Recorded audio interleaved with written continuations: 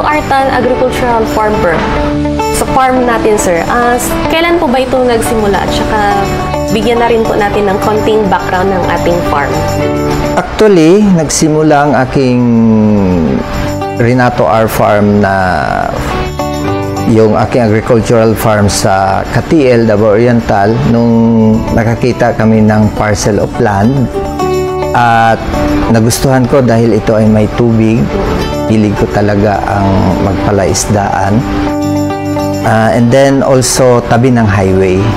That we start 2016 and then partial develop siya in 2017. Naggawa ako ng munting palaisdaan. I have before I started around tatlong tagpo 40 square meter na fish pond kasi po yung terrain po namin ay hilly, medyo slope siya, hindi pwedeng widen, so terraces po yung forma po ng aking fish pond. At ang akin pong source ng tubig doon, luckily nakakita ako ng area na may spring, may bukal po siya. So, huwag na nating patagalin pa. Before we will give the floor to Sir Renato, we would like to encourage our viewers to also comment your questions at babalikan natin ang inyong katanungan after the discussion of our resource person. Ayan, if ready na, comment #May is the best. Okay? So, bago magsimula si Sir Renato sa kanyang discussion, the ATI Information Services Section Team prepared a short demonstration video para sa inyo. So, let's watch this first. Ako si Renato Artan, taga Purok, Aragon, dirining Katiil. Tagian ning Renato Artan Agricultural Farm, usa-usab ka certified learning site sa atong ATI.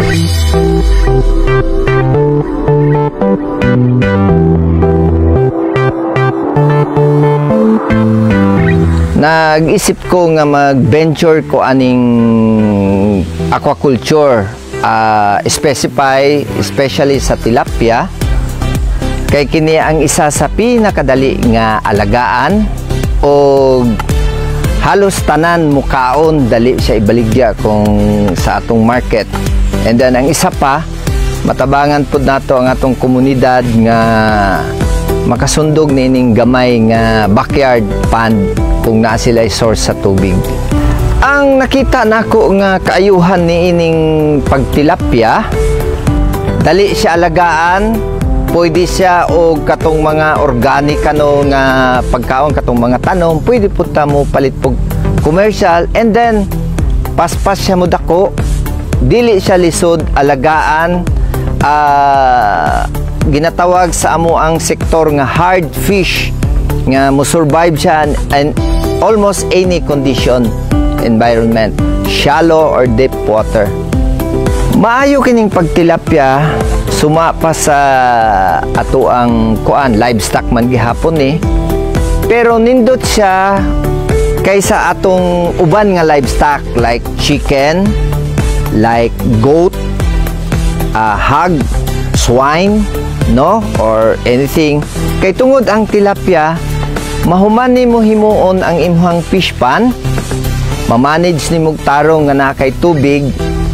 Ang maintenance very low, ang manpower kay igo na lang man ka magpakaon sa ilaha.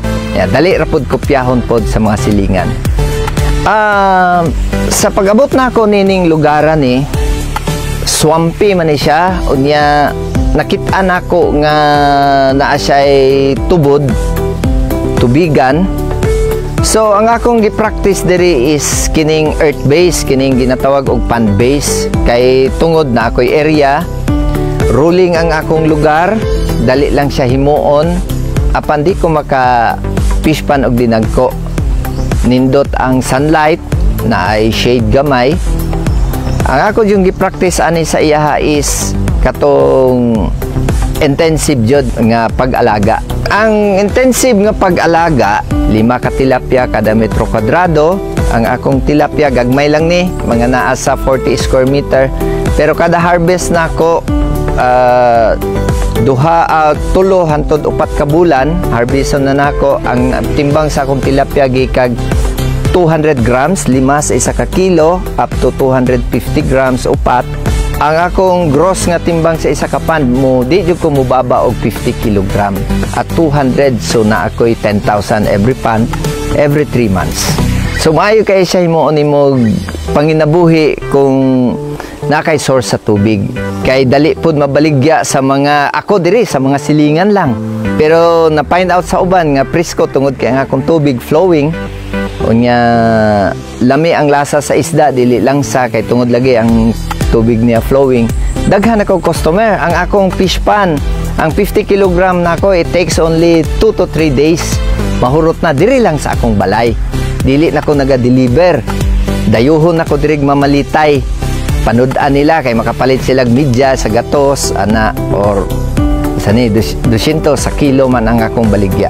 Una ang akong challenges diri kay ang first is ang weather diri sa among lugar katiil. Naay ginatawag og monsoon rain, kusog kayo ang ulan.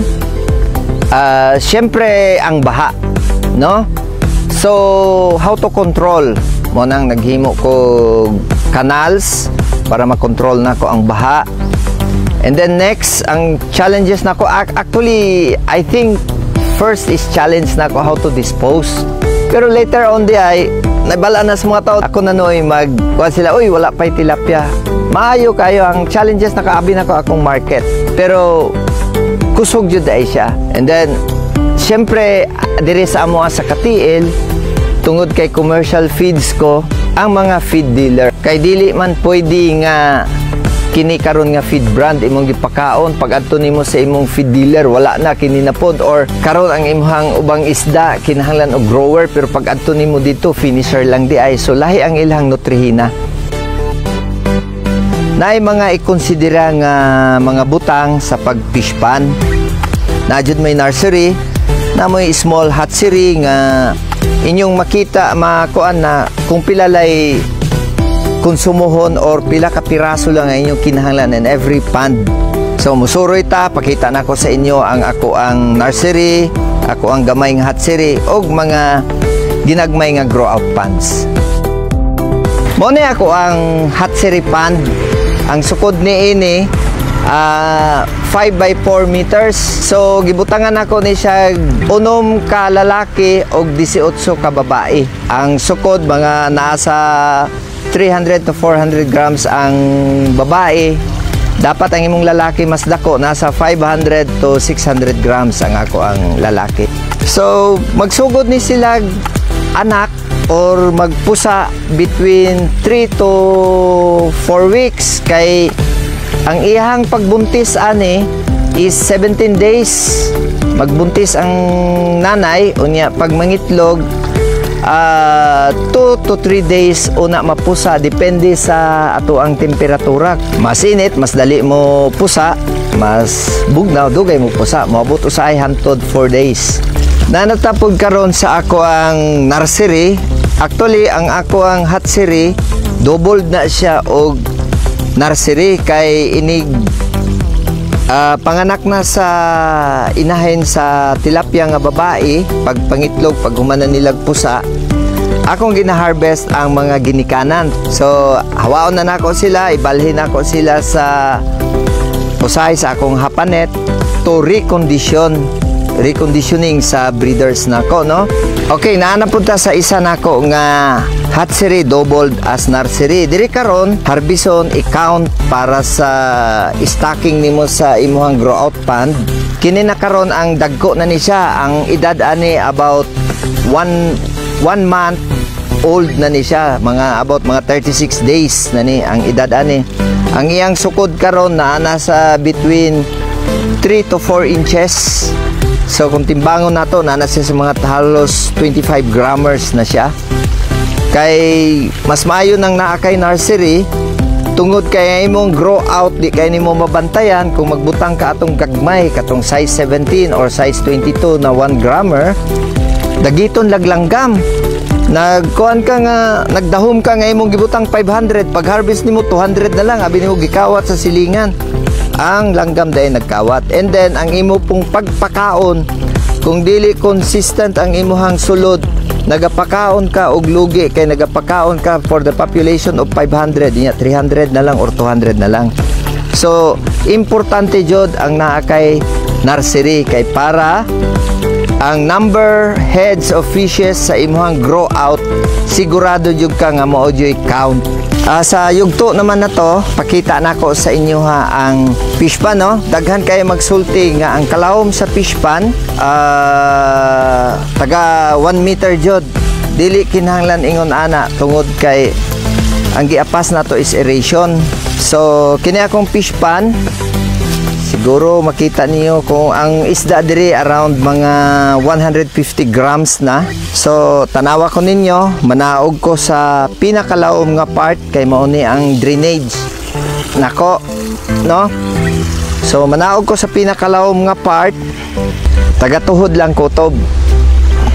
So dili kinahanglan nga laom kay yung fish pan nga para makapadako ka og tilapia. So ang rule nako is taga-tuhod, maximum hantod lang taga-pusod. Karon pakita po nako sa inyo ang pamaagi sa pag-drain. So ang akong drain is wala ka atong traditional nga naadiri ang overflow. Ang akong drain plug mao na gihapon ang naga-control sa depth sa tubig. Kung makita ninyo gaagas diri ang tubig.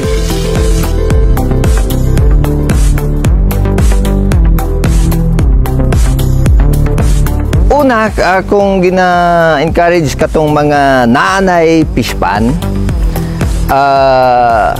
ako open man ko, learning site man ko kung duol sa ako or na mga question na ako'y account, katong ako ang Renato Artan, ang logo ay ang ako ang farm.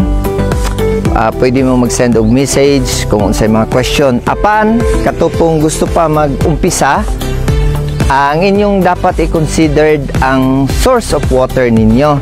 Maayo gayud ni nga unsa ni nga venture tungod kay dili kayo high risk, dili kayo high maintenance, dili kinahanglan daghan imong manpower. Kung gamay lang pwede ikaw lay magpakaon sa imong tilapia. And then waiting game, after 4 months harvest ka na. And then before 4 months dakay makuha nga sudan nimo. Maayo gayud siya na imuon imo kuan unsa ni kind of livelihood ang fish pan. Kat piras na ako ani semi backyard.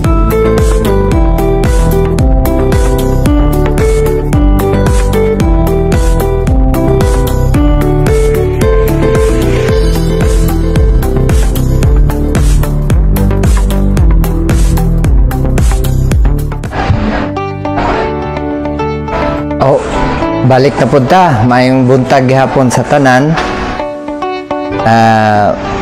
Magsugod ata sa ato ang pagtudlo sa ato ang paghimo og fish pan, no? Small scale backyard nato. Una sa tanan, balik ko ako dahil si Renato Artan. Naay gamay nga small scale nga tilapyahan or fish pan sa Katiil, Davao Oriental. Magsugod ta sa ang tilapia manggod mo nang mo'y akong napili, kaya ko to pinili kasi ang tilapia ay siya yung pangalawa na inaalagaan sa palaisdaan dito sa Pilipinas.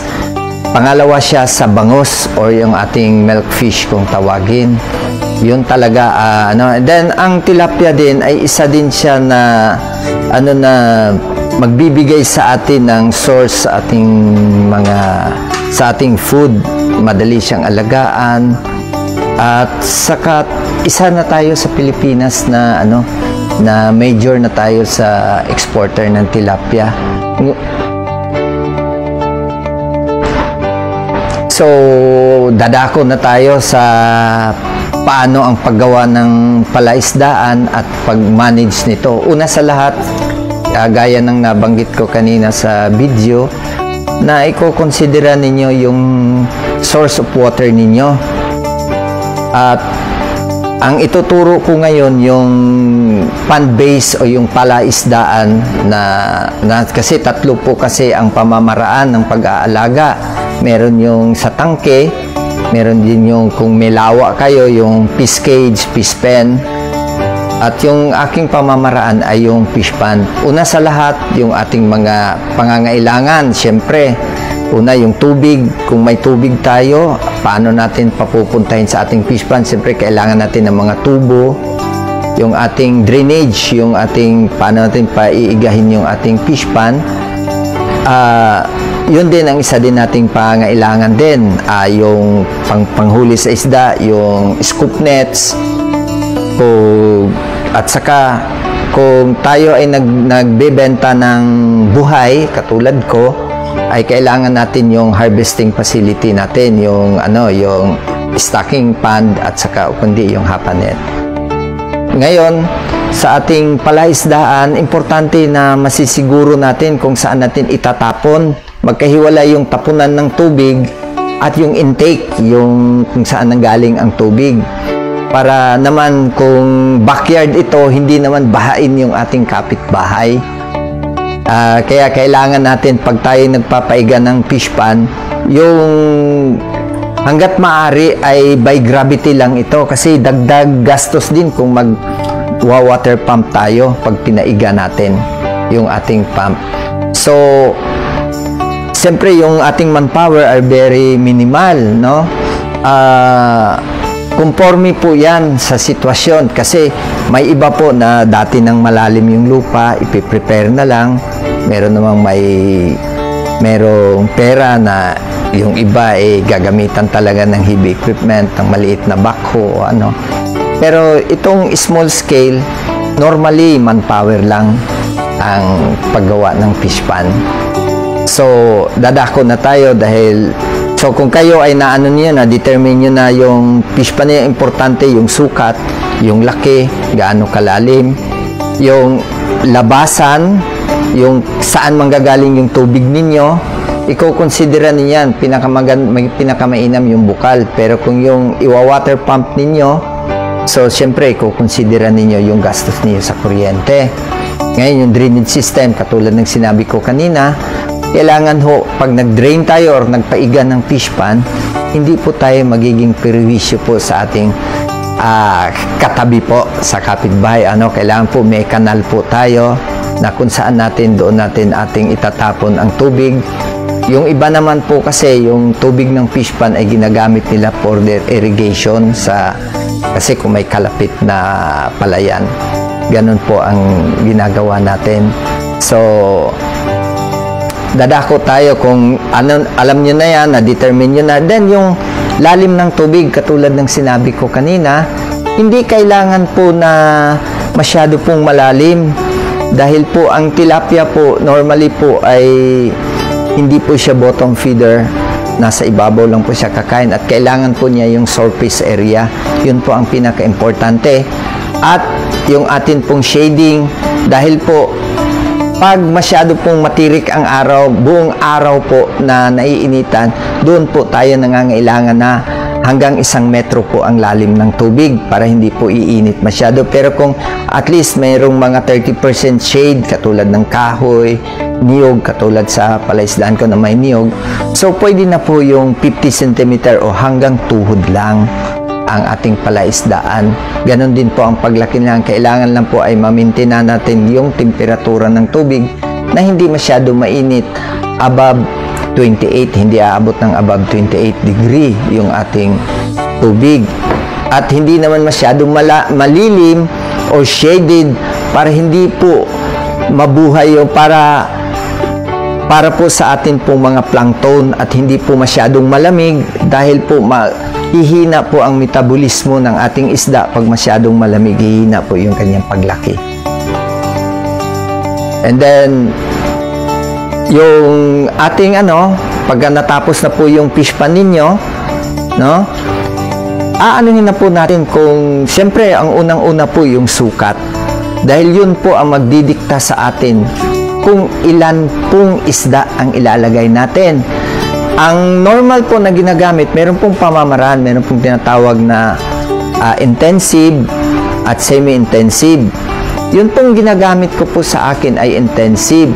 Nagdidepende po yan sa supply ng tubig ninyo at yung inyong yung financial, kasi syempre po pag intensive kailangan po natin ng magpapakain at yung supply ng pagkain. Yung semi-intensive po, meron po yung patutubuin ninyo na natural na pagkain katulad ng pag-aabono, yung tinatawag na plankton, yung ating mga palutang na pagkain katulad ng asola. Yun pong magagamit natin yan sa semi-intensive. Sa akin po, ang ginagamit ko intensive.